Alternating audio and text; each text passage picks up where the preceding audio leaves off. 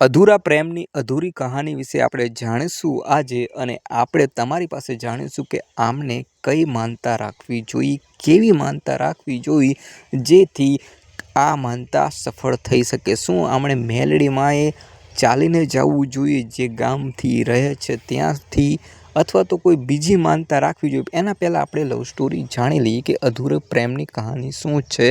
તેની love story શું છે। એક છોકરો જેને 6 વર્ષ પહેલાં મંગળસૂત્ર માંગ્યું, એ જ નહીં પોતાની ધર્મપત્ની એટલે વાઈફ પણ કહ્યું, અને એ પણ એને ફોનમાં વારંવાર કહેતી હતી કે લગ્ન કરવાના છે કરવાના છે કરવાના છે, અને છોકરો જ્યારે ફોનમાં વાત થતી ત્યારે જ કહેતો હતો કે હું લગ્ન નહીં કરું, કારણ કે એ છોકરાને ખબર હતી કે આ એક અશક્ય વસ્તુ છે, જે આ શક્ય જ નથી, ઇમ્પોસિબલ છે કે લગ્ન થવા એના પેરેન્ટ્સ ના માની શકે, એના માતા પિતા છે એ આ લગ્ન કરવા રાજી નહીં થાય। એટલે છોકરાને બધી જ માહિતી હતી, જાણકાર હતો કે આ વસ્તુ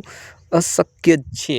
છતાં પણ જ્યારે મુલાકાત થઈ અને એને જ્યારે આવી વાતો કરીને અને આ વસ્તુ કહી દીધી ને એ પછી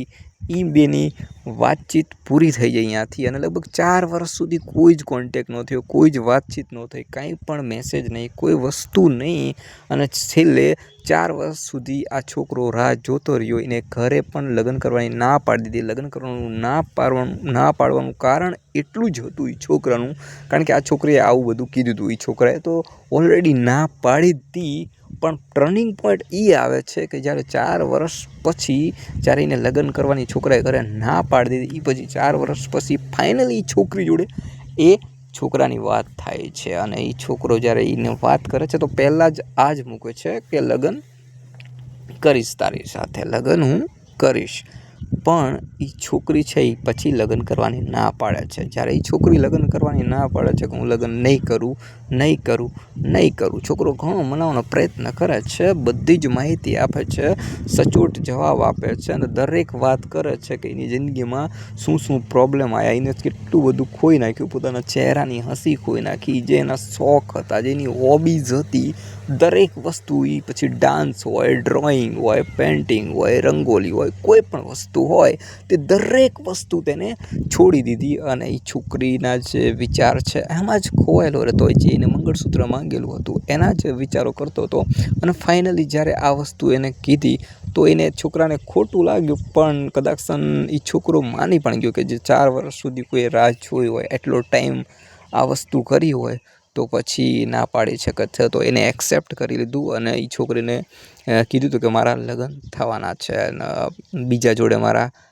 પાકું જ થઈ ગયું છે, અને આમ છે અને તેમ છે। ખરેખર એ છોકરીનું કોઈ જ વસ્તુ થઈ નથી, હજી એની કોઈ સગાઈ પણ નથી થઈ, કાંઈ જ નહોતું થયું, લગ્ન પણ નહોતા થયા, છતાં પણ છોકરી આવી રીતના વારંવાર કહેતી એ છોકરાને, અને છોકરાએ માની લીધું અને એક્સેપ્ટ કરી લીધું કે ભાઈ તારી જિંદગી છે, તારે જે કરવું હોય કર, બીજા સાથે લગ્ન કરી શકે છે, એમાં કોઈ જ પ્રોબ્લેમ નથી મને।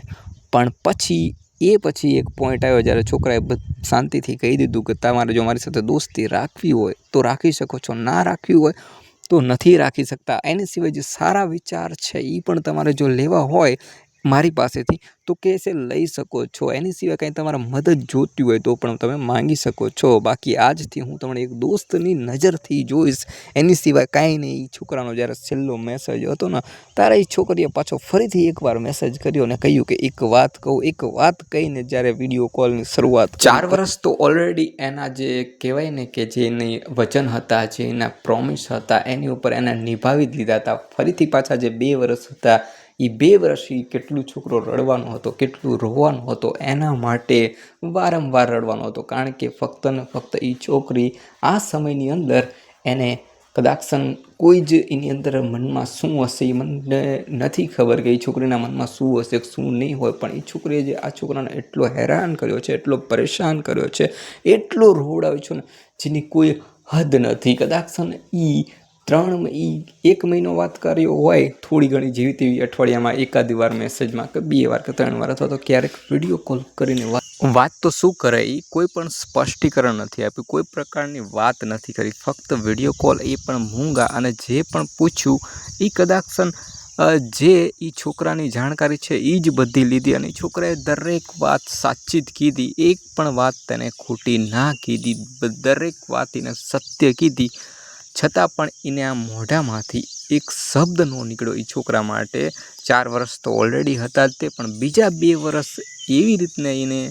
હેરાન કરી નાખ્યો, એટલો પરેશાન કરી નાખ્યો કે કોઈ પણ જાતનું કાંઈ જ ના કહ્યું. એ છોકરાએ પહેલાં જ આઝાદી આપી દીધી હતી કે તું જ્યાં પણ મેરેજ કરવા અહીંયા કરી શકે છે, જે પણ કરવું હોય એ કરી શકે છે, પણ ફક્ત ને ફક્ત તું સત્ય કહીને જાજે, જે પણ કે એ સાચું બોલીને જાજે. પણ એ છોકરી એકવાર પણ સાચું કીધું નથી, કોઈ પ્રકારની માહિતી આપી નથી. એ છોકરાએ જાનની જોખમથી એની જોડે વાત કરી નથી, પણ ફક્ત ઘણા બધા રિસ્ક લીધા છે. એ છોકરીના કારણે ઘણા દોસ્તાર ભેગું ઝઘડી ચૂક્યો છે, બીજા ભેગું પણ દુશ્મની લઈ લીધી છે, અને ઘણી જગ્યાએ એના કારણે પ્રોબ્લેમમાં ફસાયો છે. ઓલરેડી 4 વર્ષ તો એ ફસાયેલો જ હતો, પણ બીજા 2 વર્ષ પણ ફસાયો, છતાં પણ એ છોકરીના મોઢામાંથી એક શબ્દ ન નીકળ્યો કે જે એ છોકરાને સાચી માહિતી આપે, સાચું કહી શકે. છેલ્લે સુધી એવી રીતને એને ફસાયો.